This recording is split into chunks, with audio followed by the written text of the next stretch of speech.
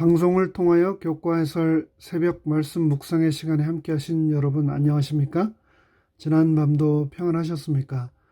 어느덧 2022년의 마지막 제4기를 맞이하였고 이제 올해도 몇 주 남지 않게 되었습니다. 계절도 완연한 가을이라 아침 저녁으로 꽤 쌀쌀하지요.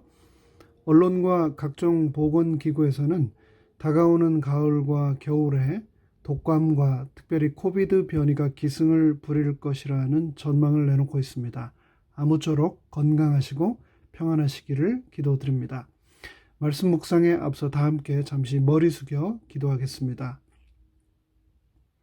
하늘에 계신 저희들의 아버지 하나님, 새로운 한 주의 삶을 우리에게 허락하시고 또 하루를 시작하는 이 첫 시간 아버지 하나님의 말씀으로 또 시작하게 하시니 그 은혜를 인하여 감사드립니다. 이 세상 살아가면서 저희가 정말 아는 것이 없지만 그럼에도 불구하고 우리가 반드시 알아야 할 인간의 본질에 관하여 이번 한 주 동안 하나님의 말씀을 펼치고 성령님의 임재하심을 초대하겠습니다. 이 시간 우리 마음속에 친히 말씀하여 주시고 생명이신 그 말씀과 오늘 하루도 동행하도록 축복하여 주시옵기를 예수 그리스도의 이름으로 간절히 기원합니다. 아멘. 벌써 14년 전으로 기억이 되는데요. 6살 난 큰아이를 데리고 저는 한국 삼육대학교 신학과의 은사님들이 계신 이곳 미국 앤드류스에서 공부를 한번 해보고 싶다는 오랫동안 품어왔던 꿈을 실현하고자 미국으로 도미를 하여서 앤드류스의 기혼자 아파트, 아마도 갈랜드 아파트에 살 때로 기억됩니다. 저는 그때 앤드류스 한인교회를 출석하고 있었는데요. 그때 교회에서 가장 나이가 많은 분 중에 한 분이셨던 여성도님께서 돌아가셨습니다. 많은 분들이 슬퍼하셨는데 저희도 그런 가족 중에 하나였습니다. 수업에 바쁜 일정을 잠시 접고서 저와 저희 가족은 그 장례식에 참석을 하게 되었는데요. 아마도 그때 저희 큰아이는 그런 장례식을 처음 보았던 모양입니다. 지난주까지도 교회에서 뵐 수 있었던 할머니께서 관에 누워 계셨는데 그 관의 뚜껑을 덮고 차에 실어서 다 함께 공원에 가서 땅을 파고 그분을 묻는 장면. 이 아이에게는 나름 굉장히 인상적이면서도 많은 의문을 자아내는 경험이었던 것 같습니다. 그러면서 여러 질문을 저에게 하더군요. 아빠, 왜 저 할머니는 더 숨을 쉬지 않아? 왜 저렇게 누워만 있어? 왜 저 할머니를 땅에다 묻는 거야? 수정아, 사람은 누구나 다 나이가 들면 언젠가는 저렇게 더 이상 숨을 쉬지 않고 죽어서 눕게 돼. 그러면 땅에다 묻어주는 거야. 제가 그렇게 대답을 하자 질문을 계속 했습니다. 아빠, 그러면 저 할머니는 다시 못 만나는 거야? 그럼 죽으면 이 세상에서는 다시는 못 만나는 거야. 아빠, 그럼 아빠하고 엄마도 나중에 나이가 들면 죽어? 그럼 아빠하고 엄마도 나중에 나이가 들면 죽어. 아빠, 그러면 아빠하고 엄마가 죽고 나면 나는 이 세상에 혼자 남는 거야? 수정아, 예수님이 언제나 수정이하고 함께 하실 거야. 하지만 아빠하고 엄마는 오늘 그렇게 돌아가신 저 할머니처럼 언젠가는 죽을 거야. 그렇게 대답을 해주자 한참을 골똘히 생각을 하더니 아빠, 나중에 아빠하고 엄마가 죽고 나면 나 혼자 있으면 안 되니까 안 되겠어. 아빠, 동생을 낳아주세요. 동생을 낳으면은 제가 잘 챙겨주고 엄마가 키우는 것도 많이 도와줄 거예요. 그러니까 동생을 낳아주세요. 라고 큰아이가 저에게 말했습니다. 그런 대화를 저희 아이와 나눈 후 또 저희 부부는 함께 많은 대화를 나누고 또 기도를 했고요. 그 이후에 8살 아래의 동생 수지를, 그리고 또 그 후에 10살 아래의 동생 수민이를 저희 가족은 얻게 되었습니다. 셋이서 오붓하던 저희 가족이 조금 더 다복한 5가족이 된 저희의 이야기를 잠시 들려드렸습니다. 그렇습니다. 죽음이라는 것은 인간의 본질을 가장 잘 그리고 강력하게 말해주는 인생의 이벤트입니다. 우리는 이번 제4기에 죽음 그리고 미래의 소망이라는 총 주제로 선과 악의 대쟁투 속에서 일어나고 있는 2가지 문제를 다루고 있습니다. 첫째는 죄와 죽음의 기원과 지금도 계속되고 있는 그것들의 존재에 대한 이견들을 다루고 있으며, 둘째는 그 문제를 해결하고 이 세상을 본래의 완벽한 상태로 되돌리기 위해 계속해서 일하고 계시는 하나님의 사역을 다루고 있습니다. 이 일을 위해서 이번 주 교과의 주제인 인간의 본질을 이해하는 것은 가장 중요한 일 중에 하나입니다. 성경 창세기 1장 24절로 27절은 그래서 이에 대하여 다음과 같이 말씀하고 있습니다. 하나님이 가라사대 땅은 생물을 그 종류대로 내되 육축과 기는 것과 땅의 짐승을 종류대로 내라 하시고 그대로 되니라. 하나님이 땅의 짐승을 그 종류대로, 육축을 그 종류대로, 땅에 기는 모든 것을 그 종류대로 만드시니 하나님의 보시기에 좋았더라. 하나님이 가라사대 우리의 형상을 따라 우리의 모양대로 우리가 사람을 만들고 그로 바다의 고기와 공중의 새와 육축과 온 땅과 땅에 기는 모든 것을 다스리게 하자 하시고, 하나님이 자기 형상 곧 하나님의 형상대로 사람을 창조하시되 남자와 여자를 창조하셨다고 기록하고 있습니다. 그리고 이어지는 창세기 2장 7절과 19절에서도 다음과 같이 말씀합니다.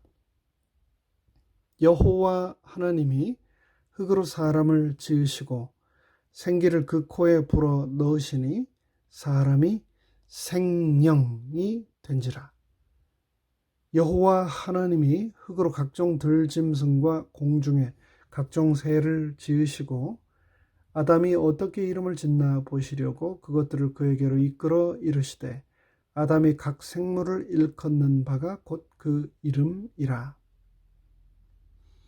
금방 읽은 창세기 1장과 2장의 본문을 통하여 우리는 하나님께서 동물을 창조하신 방법과 인간을 창조하신 방법 사이에는 어떤 유사점과 어떤 차이점이 있는지를 분명히 발견하게 됩니다. 창세기는 하나님께서 창조 주간의 6째 날에 육지 동물과 사람을 만드셨다고 기록하고 있습니다. 그렇습니다. 동물과 사람은 같은 날 창조되었습니다. 그리고 성경은 여호와 하나님이 흙으로 각종 들짐승들과 공중의 각종 새를 지으셨다라고 했습니다. 또 하나님께서는 땅의 흙으로 사람을 지으셨다 했습니다. 그렇습니다. 사람과 동물은 지어진 재료도 똑같습니다. 바로 흙입니다. 그럼에도 불구하고 동물과 사람의 창조는 2가지 면에서 분명히 다릅니다. 첫째, 하나님께서 사람을 직접 빚으신 후 생기를 그 코에 불어 넣으시니 사람이 생령이 되었다고 창세기 2장 7절은 말합니다.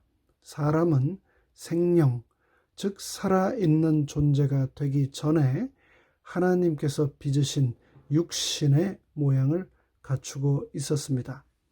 그리고 둘째, 하나님께서는 그분의 형상과 모양대로 사람을 창조하셨다고 1장 26절과 27절은 말하고 있습니다. 창세기 2장에 등장하는 인간 창조의 과정을 통하여 우리는 몸과 분리되어 존재하는 영혼은 존재할 수 없다는 것을 분명히 확인하게 됩니다. 그렇습니다. 흙은 생기를 만나야만 생명이 될 수 있습니다. 흙이나 생기가 분리되면 결코 생명, living soul, 사람이 존재할 수 없습니다. 그런데 태초에 시작된 죽어도 결코 죽지 않는다던 사탄의 거짓말이 너무나도 명백히 성경과 위배됨에도 불구하고 인류 역사 이래로 이 이교적 개념은 끊임없이 인간의 역사 속으로 집요하게 파고들어 오고 있습니다. 그래서 너무나 아이러니하게도 너무나 명백하게 설명되어 있는 죽음에 대한 개념을 심지어 오늘날의 대부분의 기독교인들조차도 혼돈스러워하고 잘못 이해하고 있는 것은 실로 놀라운 일이 아닐 수 없습니다. 여러분 옛날 학교 다닐 때 생물 과목 공부했던 것 기억나십니까? 그때 수업 시간에 선생님께서 생명에 대하여 뭐라고 정의하시던가요? 오늘날의 과학자들은 생명이란 조직체를 가지고 있고 신진대사를 하며 항상성을 가지고 스스로를 유지해 나가며 계속해서 성장하고 재생산할 뿐 아니라 끊임없이 진화해 나가는 존재를 생명이라고 정의합니다.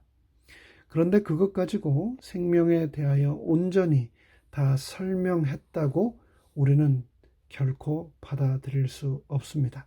오늘날의 과학은 생명의 본질 자체는 여전히 신비일 뿐 아니라 아직도 살아있다는 말의 정의를 어떻게 내려야 할지도 모르는 우리는 그런 유한한 존재입니다.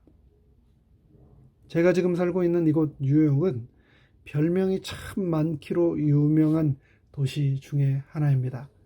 그 중에서도 가장 유명한 별명 중에 하나는 바로 빅 애플인데요. 요즘 가을 수확이 이곳저곳에서 한참인데 그 중에서도 이곳 인근에 유독 많은 사과 과수원에서 유픽을 다니며 가을을 만끽하는 사람들의 모습을 보고 있노라면 정말 이곳 뉴욕이 빅 애플이 맞기는 맞나 보다라는 생각을 합니다. 그리고 그와 함께 이곳 뉴욕은 멜팅 팟, 한국말로 용광로 혹은 도가니라고 하기도 하고요. 요즘 또 새롭게 샐러드 볼, 각종 채소와 과일이 섞여 있는 샐러드 볼이라고 하기도 합니다. 그렇습니다. 전 세계에서 이보다도 더 많은 민족과 언어가 섞여서 함께 살아가는 삶의 현장이 또 있을까 하는데요. 정말 그런 것 같습니다. 얼마 전 제가 이곳 뉴스를 들어보니 이곳 뉴욕에서 사용되는 언어가 500개가 넘는다라고 하더군요. 그런데 인종과 언어만 섞여 있는 것이 아닙니다. 얼마나 많은 철학과 사상과 주장들이 섞여 있는지 모릅니다. 그래서 그 혼합 때문에 때로는 나름 바른 판단을 한다는 것이 얼마나 큰 도전이 되는지 모릅니다. 이곳은 전 세계에서 가장 탁월하다고 하는 수많은 아이비리그 대학들과 교육기관들 그리고 그곳의 인재들이 모여 사는 곳 중에 하나입니다. 그들이 쏟아내놓는 수많은 이론과 주장들은 정말 설득력이 있어 보이고 그들의 사상과 안목이 인류의 미래를 이끌어 나가고 주도해 가는 것처럼 느껴집니다. 하지만 그들의 생각과 주관들이 이 안에서도 서로 하나로 일치하지 않습니다. 얼마나 다양하고 때로는 완전히 상극이 되어 보이는 듯한 견해들이 많은지 모릅니다.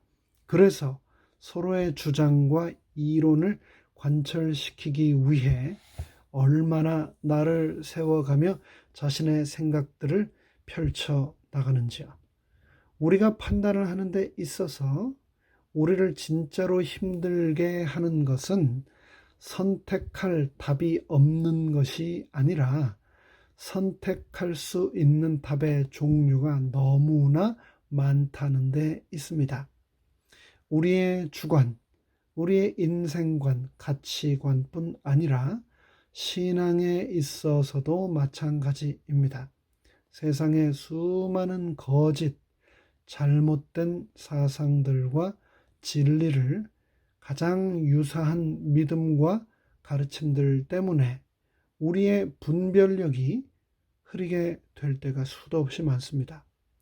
세상이 그러면 그럴수록 혼란하고 혼잡스러울수록 우리는 하나님의 말씀에 근거하여 올바른 선택을 하기 위해 끊임없이 우리 스스로를 영적으로 훈련하고 단련하여야 하겠습니다.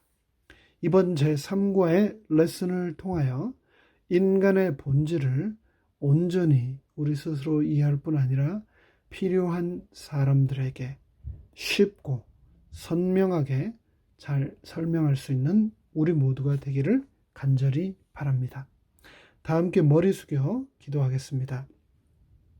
하늘에 계신 저희들의 아버지 하나님, 이 세상 너무나 많은 수많은 이론과 또 이설들 때문에 빛이요 진리 대신 너무나 선명하신 하나님의 가르침을 우리가 혼란스러워하고 있지는 않은지요.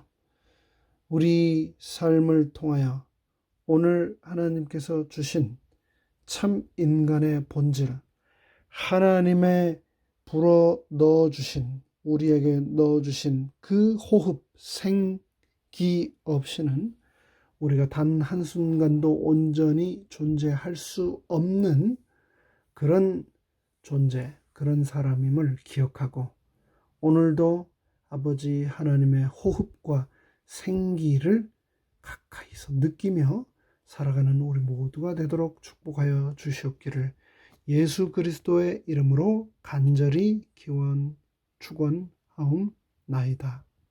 아멘.